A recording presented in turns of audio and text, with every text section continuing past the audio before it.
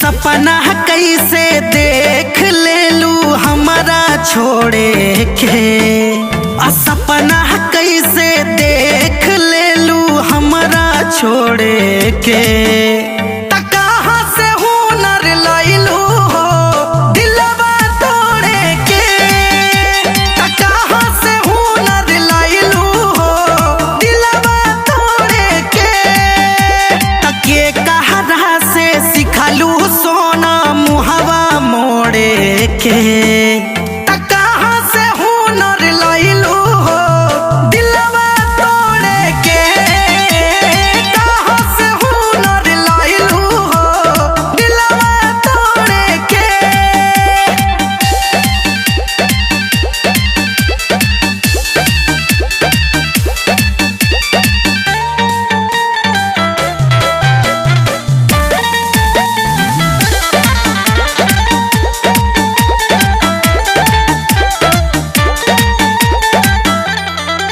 हम त सोचानी ये जान तू न दान बाड़ू हो। धोखा का हो लहे से आन जान बाड़ू हो। हम त सोचानी ये जान तू न दान बाड़ू हो। धोखा का हो लहे से आन जान बाड़ू हो। के कर चेहरा देखलू आज भोरे भोरे के। कहाँ से हुनर लैलू हो दिलवा तोड़े के। कहाँ से हुनर लैलू हो दिलवा तोड़े के।